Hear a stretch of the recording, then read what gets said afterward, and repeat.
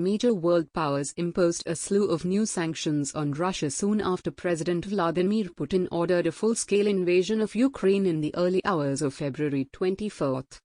India being a major importer of Russian weapons, Eurasian Times talked to many experts to understand if curbs on Russia would have any impacts on existing deals between Moscow and New Delhi.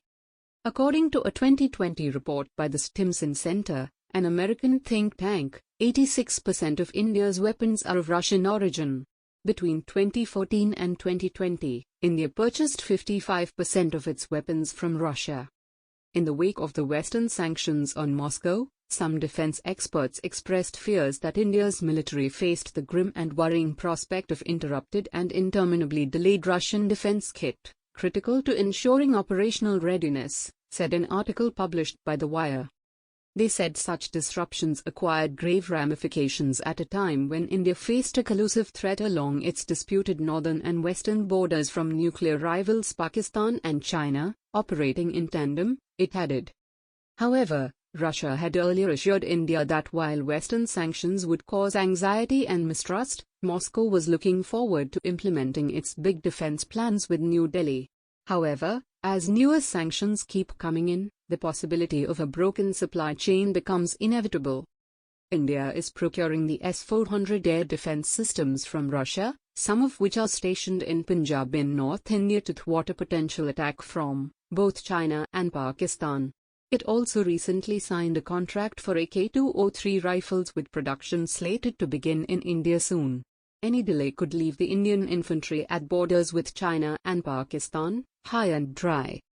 India is also procuring warships from Russia, and the most difficult, according to officials, is the $950 million contract signed in 2018 for the supply of 4 sophisticated thwart-class stealth frigates to the Indian Navy.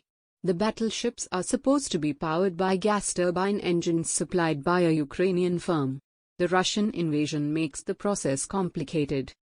However, the most worrisome could be the BrahMos. Sanctions imposed by the United States and Europe on Russia could jeopardize India's recent $375 million BrahMos cruise missile export contract with the Philippines. The missile system's engine and seekers were likely provided by Russia's NPO Machine-Ostroyennaya, NPOM, which created a joint venture with India's government-run Defence Research and Development Organization, DRDO, to design, upgrade, and produce BrahMos. And, if embargoed, it could jeopardize India's first large overseas deal, which was announced by the Ministry of Defence, MOD, to increase the country's defense exports to $5 billion by 2025. Other countries like Indonesia, Thailand, and Vietnam have also shown interest in the missile. In case of technical and supply chain-related impediments, it would be a disaster for India. The new round of sanctions is expected to target large Russian banks to prevent them from transacting in dollars.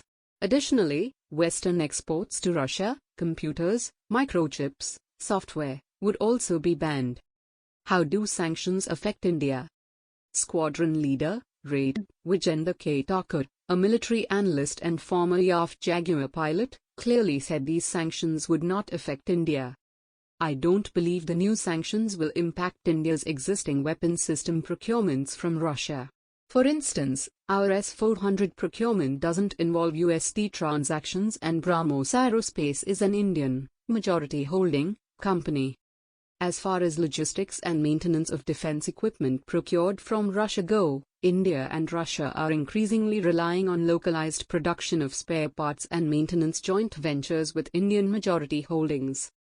One interesting aspect of the Russia-Ukraine conflict would be that India had been sourcing a lot of spares for Soviet-era military equipment from Ukraine because Russia had upgraded its equipment to use Russian subcomponents only.